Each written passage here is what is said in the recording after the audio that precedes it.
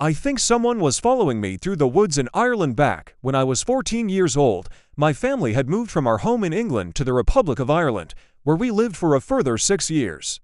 We had first moved to the northwest of the country, but after a year of living there, we then relocated to the Irish Midlands, as my dad had gotten a new job working in Dublin. My parents had bought a cottage on the outskirts of a very small village that was a stopping point from one of the larger towns to the next. This village was so small and remote, there was basically nothing to do. But not long after moving here, and taking to exploring the surrounding area with my border collie, Maisie, I eventually found a large stretch of bogland containing a man-made forest. Every weekend, or half-term away from school, I took to walking this area with my dog, in which I would follow along a railway line used for transporting peat. However, after months of trekking this very same bogland, I eventually stopped going there. I can't quite recall the reason why, but maybe it was because I always felt as though I was trespassing, which I wasn't, or because the bogland was so bumpy and uneven. I always came home with horrific blisters. Although I stopped going to this bogland to walk my dog, outside one of the nearby towns where I went to school, there was a public forest. Because this forest was a 20-minute drive away, my dad would take me and Maisie there, drop us off, and then pick us up again 2 or 3 hours later.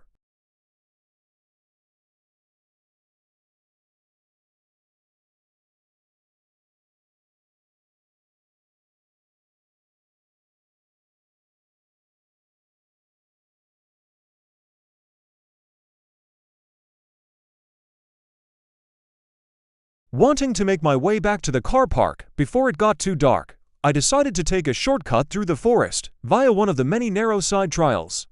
Following down one of these side trails, me and Maisie stumbled upon a small tipi-shaped hut made from logs. Loving a good game of hide and seek, I would sometimes hide inside this tipi when Maisie wasn't looking.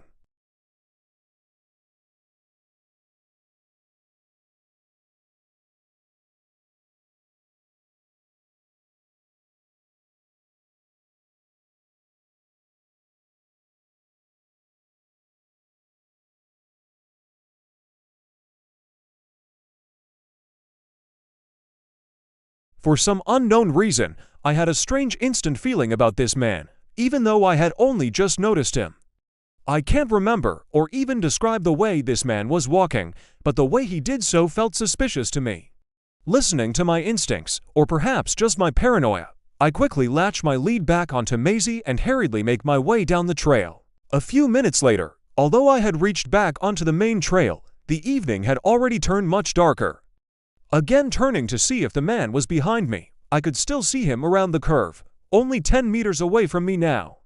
I did try to tell myself I was just being paranoid, and this man was most likely not following me, but my gut instinct still told me something was off. Thinking ahead, I pull out my phone to call my dad, as to make sure he was already in the car park waiting for me, but there was no answer. Because there was no answer, I just assumed he was probably still driving, and because he was still driving, I just hoped my dad was nearly on his way. By the time I make it back to the car park, it was basically pitch black by now, and there was just one single car in the parking area. But it wasn't my dad's. Sitting down by a picnic bench to wait for him to come and get us, all I could do was hope he would be coming soon, and that this strange man from the woods was not following me after all. Only a minute or two later, I could hear the footsteps of this very same man approaching through the darkness. Anxiously anticipating him pass by, I tried to distract myself on my phone, or at least make myself seem less approachable. Thankfully enough, the man just walks completely by me. Entering the car park, the man then gets in his vehicle, the only car in the car park. But he doesn't drive away. He just stays there, sat inside his car with both the engine and headlights turned on. 20 minutes must have gone by, but my dad still wasn't here. And yet this very same stranger was. Trying to call and text my dad to say I was waiting for him, I was met with no answer.